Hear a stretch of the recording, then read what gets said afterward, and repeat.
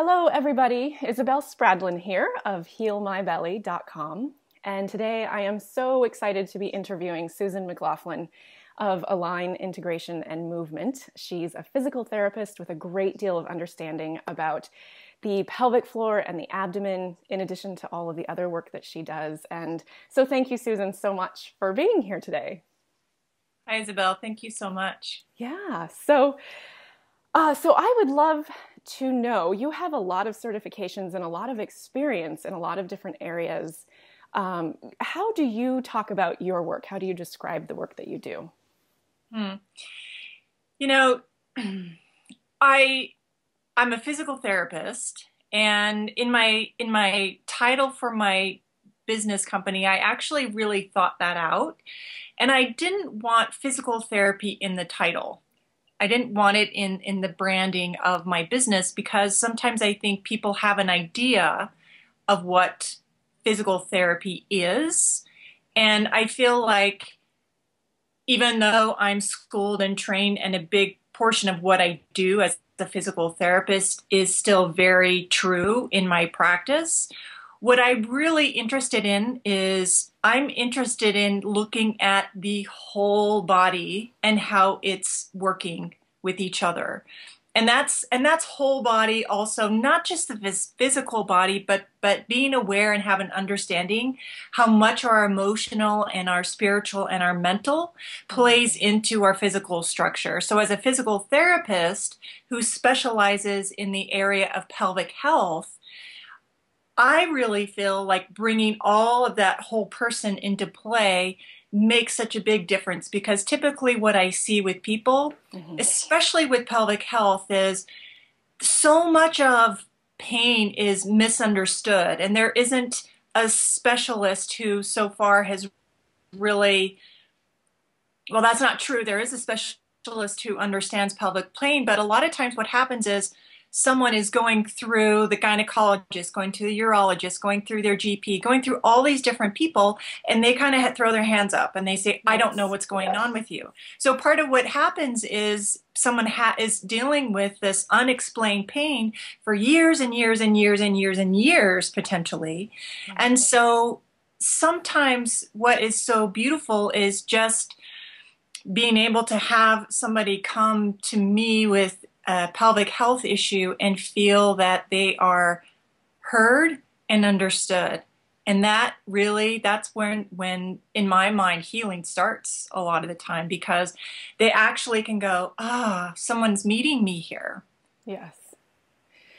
That's beautiful. And can you tell me a little bit about when you say pelvic health? Tell me a little bit about what that means to you in your work.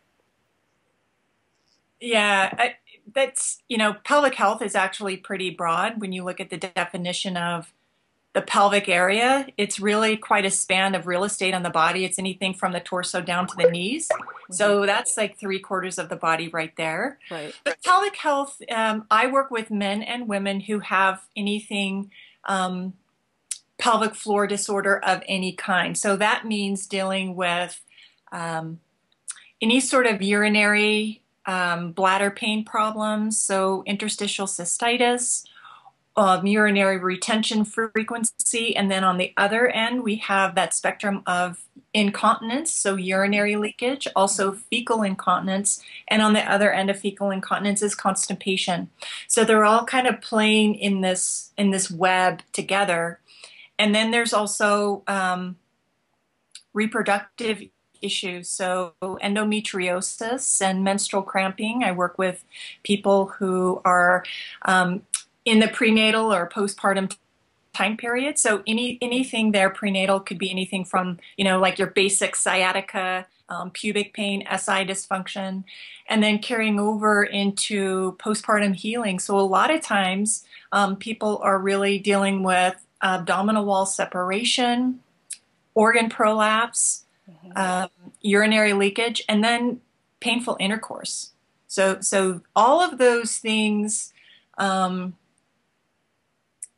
then also there's just like random stuff like, I've had this pain in my side for years and I don't know what's going on, flank Yeah. pain. I mean, And then there's also tailbone pain and um, pudendal neuralgia. The pudendal nerve is a nerve that innervates the pelvic floor. And so I think more people are having more awareness of pelvic floor disorders, but still it's amazing how many people kind of get spun through the system. Yes, absolutely. So, in the course of working with you, anybody coming in with, I mean, you can choose one if you want. It's hard to say like any of those things, but sort of what is the trajectory of their work with you? How do you start with somebody who's really, like we could take somebody who's really been in the chronic pain, suffering for a while, and really feeling at a loss for what to do next. They feel kind of, I see this a lot too. They feel kind of let down by their practitioners because they feel like their doctors don't understand or don't believe them or simply don't have the tools to help them. So like you were saying, there's that sort of whole person issue of they don't feel heard, they don't feel understood, they don't feel taken seriously. But then, of course, there's the rest of the physical body that can be addressed and worked with. So when you have somebody like this come to work with you, how does that tend to go? Like, where do you start? And For me, I'm really fascinated by our autonomic nervous system and actually our nervous system in general. So I really enjoy keeping up with the neuroscience. So with that, one thing that I start with anybody, regardless, whether it's pelvic health or just a general orthopedic person who has low back pain or neck or jaw issues, is let's start to bring awareness to the breath. Because the breath, first of all, there is movement there, and there should be movement there. yes. And we're dealing with that whole core system. And also, it's such a great entry point into the nervous system.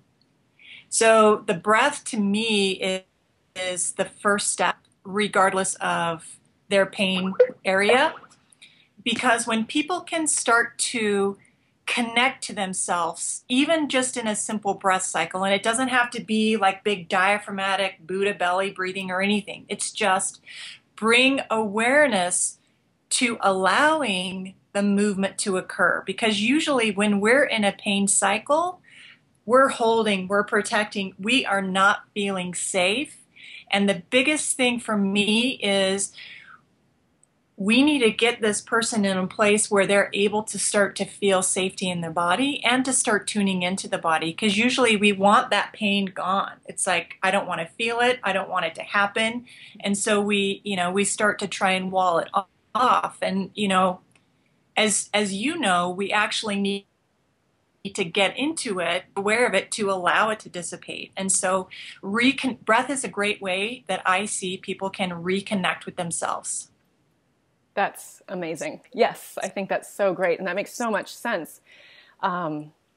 So a lot of what you're describing sounds to me not like what we would think of as like standard physical therapy. So as far as what you do, how do you feel like that sets you apart from like when your doctor says, oh, go see a physical therapist, and you just pick somebody off a list? Like, it sounds to me like what you're doing is really robust and really kind of well-rounded in a way that sometimes it's not when you go to see a physical therapist. So do you have thoughts on that? Or?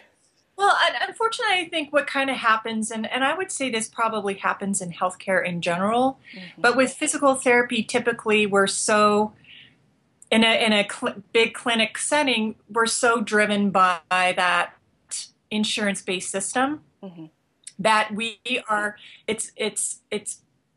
don't get to spend the quality time typically. And so there's these standard movements and exercises that are going to help a certain area. And I think sometimes it's really easy to kind of do that cookie cutter approach, although I think a lot of people would say they don't do cookie cutter or, the kind of that run people through. But it happens. I see it over and over again. People are coming to my office and, they'll just say, I went to this PT place. I didn't even see the PT more than 5 minutes. I was with the aide and I was doing all these exercises and I don't really feel like it did anything for me. So I think the difference is for me is I am 100% there with them for 1 hour. And That's so huge. I'm using my eyes, I'm using my hands to observe what's happening with the body, looking at the connections in the movement. I'm watching them walk. I'm watching what happens when they lift their arm. Where do I see, where do I kind of trace those lines? So what might be playing and interacting with this person's shoulder dysfunction? Can it be traced to that opposite side? You know, looking at that, I think that's the difference. And also one of the things I think I feel fortunate getting into the niche of pelvic health because I've really had to, I don't know, maybe be softer and kind of back off Oh, and observe a little bit more because sometimes the intensity is just so high and the person is very fragile that what I have discovered is less is more and subtlety is wonderful. And I think what I see a lot in a traditional PT is if someone has a jacked up back, they just need to get their core stronger. So they're doing all these bird dogs and they're doing all this stuff, but they're missing, I think, some of the key pieces is really seeing and understanding how this core is working together. Because someone can, attempt to get strong, which really just means usually what I see is people are building up tension.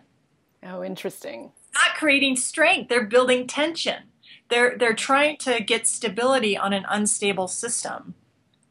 So it seems like it's either strengthening or flexibility. You're going to stretch yourself, that's going to cure everything. And really, it's a fine line. It's a dance. It's like incorporating everything. Yes, they're strengthening, but maybe this person needs to be able to let down so the muscles can actually get to their resting length tension to be even able to contract appropriately to create force generation. So those are some of the big things, especially, people coming in with urinary leakage. And I think a lot of people just assume, oh, my pelvic floor is loosey-goosey because I'm leaking urine. And a lot of times I see just the opposite, is the muscles don't even know how to generate force anymore because they're held or they're not used effectively.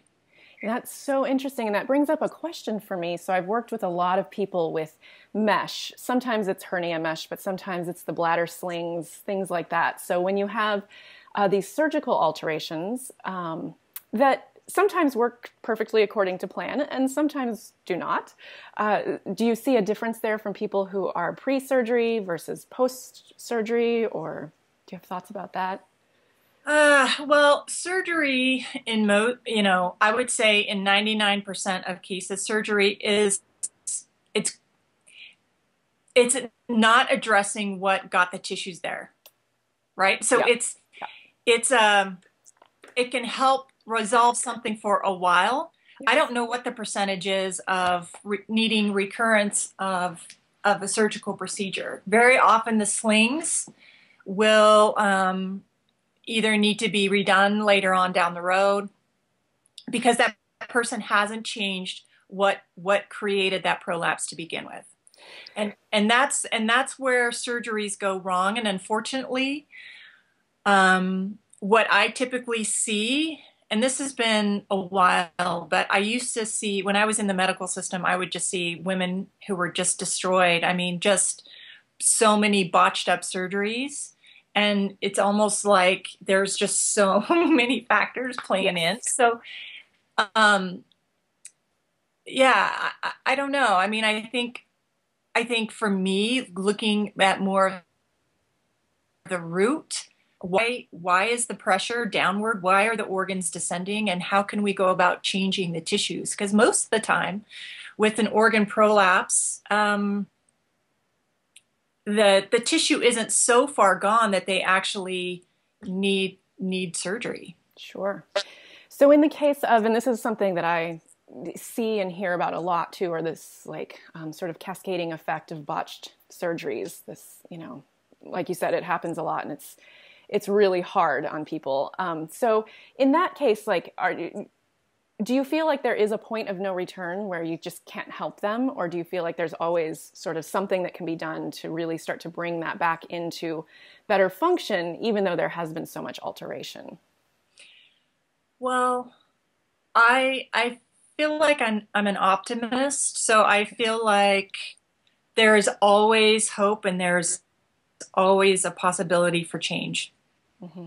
And I may not be that person who can help facilitate or be kind of the co-team person in that instance, because there are so many different ways to create and change a pain experience.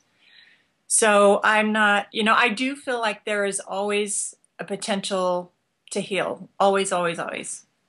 Yes, that's I'm great. sure you feel that way too. I do. I absolutely do. And I have that same sense of it. And I think that's partly why I'm so excited to be doing these interviews with other practitioners who are sort of like-minded and have this broader understanding of how to work with maybe one part, like one organ or one system, or the results of one or two or three surgeries that are kind of not doing so great right now. But the reason I'm so excited to talk to other practitioners about this is because I really do think that same thing. There's always hope. I have yet to talk to anybody, even in the most dire circumstances, that I don't think there is something that can be done here. It's just a matter of figuring out what combination of things or which person is going to be your best guide in that. And so, yeah, I do. I agree completely. There's always hope. So I just want to talk briefly about the extra certifications, some of the certifications that you hold. One of them, actually, the way that I sort of got interested in your work is the restorative movement. Is that what it's still called? Yeah, so it was restorative exercise, Okay. and she's rebranded and it's now nutritious movement. And I got into the program because when I was first in the niche and doing the pelvic health courses, I'm not going to lie, I was overwhelmed and excited at the same time, because it wasn't just the musculoskeletal system, it wasn't just the pelvic floor, it's all these systems. It's reproductive, it's urinary, it's digestive, and they're all kind of wound up together usually. And so we had this listserv where clinicians, we can share clinical stuff. And one of the things that we learn in pelvic health is a lot of the rehab is the pelvic floor contraction, the Kegel, and doing different types of Kegels to help to get the pelvic floor back online. And what I was noticing with my clients is some people, they did really well with that. It was kind of a protocol. They did well with it. And a lot of people didn't. So I was like, what's going on? So in this listserv, there was someone had posted a blog that was written about this woman, Katie Bowman, who was the creator of this program. She was talking about no more Kegels. So really, rather than looking at the muscle in isolation, looking at how the pelvis is used biomechanically in functional movement, and how can we look at the muscles in opposition, and how is the pelvic floor being positioned in a day-to-day basis in our sitting and our standing habits, our pressures, and all this kind of stuff. And to me, it was fascinating because it kind of clicked. It's like, oh, maybe this is the piece of the puzzle that I'm missing with these clients who aren't responding very well. So I just devoured everything on her website and noticed that she was doing a training. And so for 7 months, one weekend a month, I would fly to Ventura, California, and then I would do the training. So now the course is all online, but I'm kind of that hands-on person anyway. So I really enjoyed that experience. I think it was really great, and that really just solidified for me. I'd always been someone who looked at the whole body. There's another posture method that I had studied as well, but this one really made sense to me, and I really saw big changes in everything that I shared with my clients. And personally, I had chronic back pain and hip pain, SI stuff, for 10 years. And when I started to pay attention to how I was carrying myself, how how I was holding tensions and giving myself more opportunity to load myself better, within 3 months, I was pain-free. Wow, that's so fast. That's amazing. Yeah. Yeah. It's like one of those things, like one of the days you wake up and you're like, oh, wow, I'm not having pain. Like, what's going on? So it wasn't something that I was actually, I'm doing this to get out of pain. It was just something that happened when I just started becoming more aware of the day-to-day stuff. So, I really kind of, it just, and more I hear from other people, it makes sense. And so it's something to me that I can really share with people, because it's just about bringing the connections, better loading, bringing the mind into everyday things that become so automatic. Yeah. So for me, it's a really powerful tool, and it's a different perspective. Mhm. And that's all so exciting to me. I love it. And one of the things that I actually wanted to bring out for people who are watching this and maybe are interested in working with you, can you tell me a little bit how you work with people? Because I know you have, of course, your in-person practice, but I know that you also have Skype sessions with people, so that they can work with you if they're not where you are. Can you talk about that a little bit? Yeah, so this nutritious movement, this alignment-based work, it really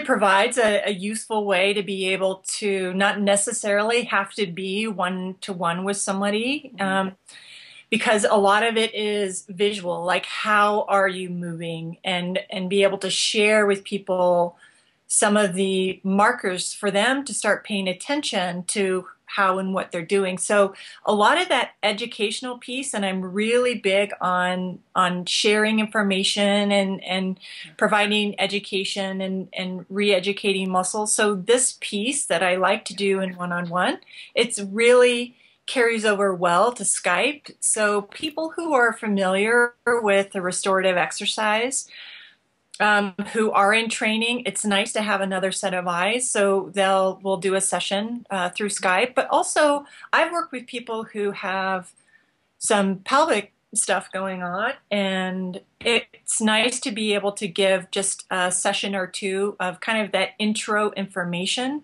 because even with that, people can make some big changes.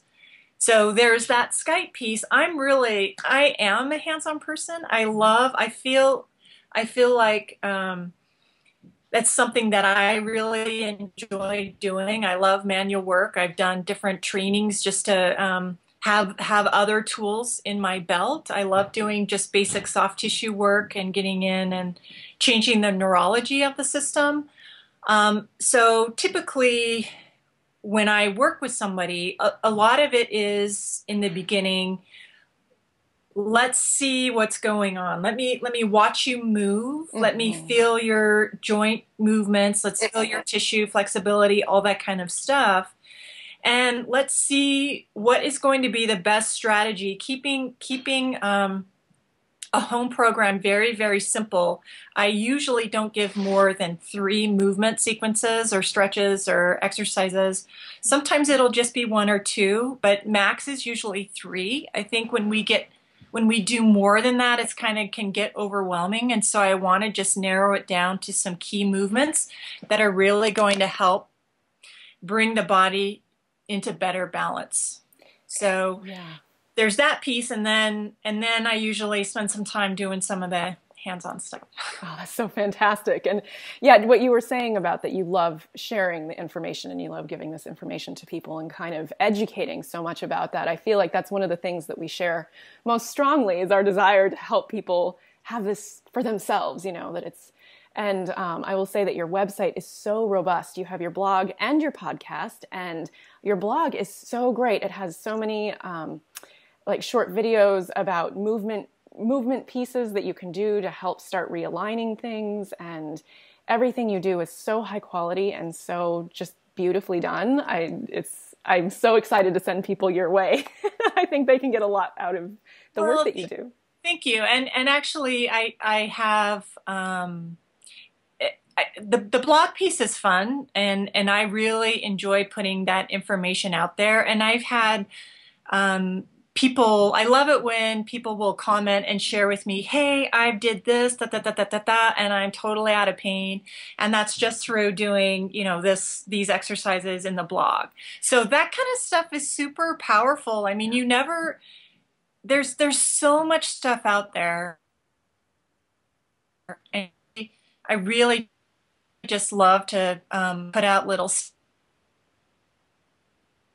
bits. I don't know if this happens with you in your office, but sometimes when people come in, there seem to be themes. So people will come in with like, it's all very similar. So it's like, okay, I'm learning something here. So all right, let's see what might be helpful. What's a good movement that can really address some of these things. Yes. And that's what I like to do. So I'll share that in a blog usually is what I'll do. I love to do a little bit of info, but then really get more to the motion. I think part of what I've started to do with my blogs too is I know myself, and it's like I need a cut to the chase, because like for me, if something is long, it's like, oh man, come on, cut to the chase. So I'm really trying to do as much as I can, smaller snippets, just to show the motion and get on with it.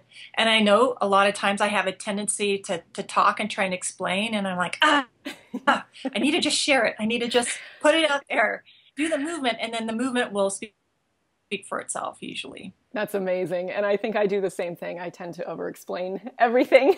So I love that you're working with that and just really working on giving the movement, getting people doing it, actually taking part in it. I think that's so fabulous. Great. So as we wrap up, please tell people where we can find you and what's the best way to get to your website and all of that good stuff. So my website is alignforhealth.com. So www.alignforhealth.com. And on my website, like you said, I have podcasts, and yours should be up soon. Wonderful. I got to interview you last week, and the